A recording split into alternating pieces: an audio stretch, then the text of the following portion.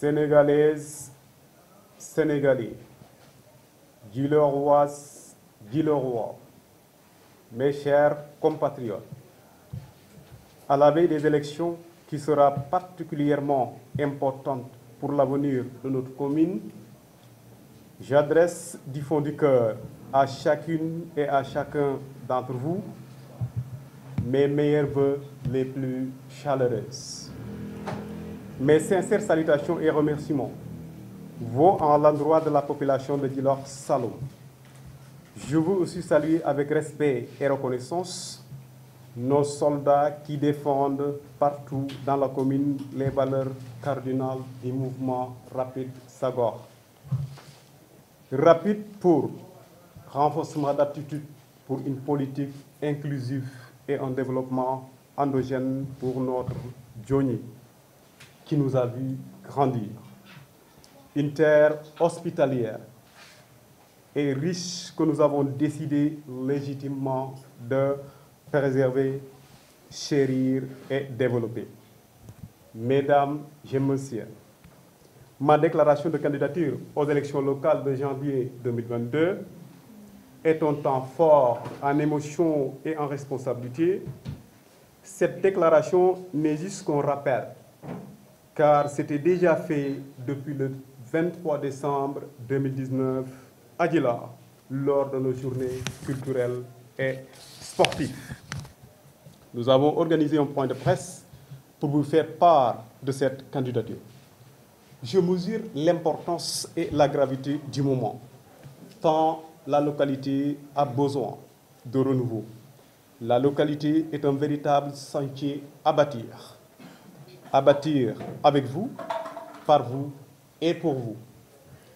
C'est pour moi l'occasion de saluer le travail déjà gargantuesque par cette équipe, mais pas achevé. Tous ici, vous avez choisi de consacrer du temps et de l'énergie à ce noble projet. J'ai toujours pensé que là où il y a une volonté, de l'énergie, de la liberté, il y a une voie. Je pense plus que jamais qu'aujourd'hui, cette prise de conscience de toutes les forces vives de la commune de Djilor Saloum aura comme résultat le développement de notre localité. La réalisation de ce projet communautaire, porté par des acteurs à la base, tente à démontrer qu'il est possible de se mobiliser collectivement pour changer son environnement, son cadre de vie et plus largement contribuer aux enjeux futurs. Les élus locaux ont un rôle majeur à jouer dans ces articulations et il est important de les renforcer dans cette mission de construction de la citoyenneté à la base. En effet, le paradigme du développement local repose sur la capacité d'acteurs locaux à s'organiser autour d'un projet, c'est-à-dire se fédérer autour d'un objectif de développement commun en mobilisant les potentialités et les ressources existantes sur leur territoire. Cette définition revêt 3 dimensions. Elle souligne le caractère localisé, territorialisé des actions. Elle invite à considérer la temporalité de ces actions. Cependant, je lance un appel à toute la jeunesse intellectuelle du Sénégal de bien constater avec nous que la politique actuelle des communes détermine en grande partie le fondement du système politique de notre pays. La plupart des problèmes quotidiens dans nos communes sont systématiquement dus à cette mauvaise décentralisation du parent budgétaire. Notre pays a tendance à négliger des fonds de dotation efficients pour garantir une meilleure gestion de nos ressources humaines et naturelles. L'acte 3 de la décentralisation n'est pas suivi d'actes concrets. Il nous faut donc une expertise décentralisée pour appuyer le développement local avec des fonds, des outils efficients et pragmatiques. Les conséquences sont manifestes, car presque dans toutes les communes du Sénégal à faible revenu, on parle que de litiges fonciers, de détournement de fonds et de corruption, parce que ces derniers sont financièrement instables. à travers le communiqué du ministère du jeudi 3 juin 2021, je le cite, « Le chef de l'État se félicite du succès de l'eurobond, opération qui a permis au Sénégal de lever 775 millions d'euros, 508 milliards pour souscrire 6 fois supérieur au montant recherché.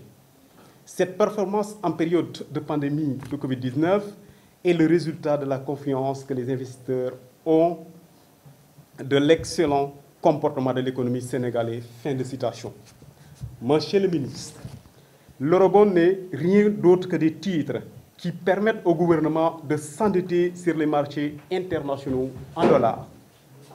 Dans le cas de l'eurobond, comme des bons du Trésor, ces instruments d'endettement sont utilisés par l'État car il vit au-dessus de ses moyens. Ces dépenses sont supérieures aux revenus qu'il génère. Dans un monde en mutation profonde, soumise à la finance, l'appropriation par les citoyens du devenir de leur territoire et de leur cité est une nécessité. Faisons en sorte que les élections locales de 2022 donnent le pouvoir à ceux qui partagent une vision du monde portant sur la coopération, la justice sociale, la solidarité, le respect de l'environnement et le mieux vivre ensemble comme horizon. Mes chers compatriotes, les élections locales et législatives revêtent une importance capitale pour l'avenir de notre pays. Ainsi, il nous faut choisir de bons élus locaux, des représentants responsables. Ceci pourrait sans doute rassurer ce processus de bonne gouvernance et une nouvelle alternance au lendemain des élections présidentielles de 2024. Partout dans le monde, des hommes et des femmes conjuguent leurs intelligences, leur diversité et leurs énergies en se réunissant en assemblée locale. Ils œuvrent dans la construction et à l'évolution de leur territoire de vie. Dès lors, il est de notre devoir de bâtir un Sénégal nouveau. Le développement ne peut être qu'inclusif que si toutes les catégories de population, quel que soit leur sexe, leurs origines ethniques, leur âge et leur statut social, contribuent à créer des opportunités, partagent les bénéfices du développement et participent à la prise de décision.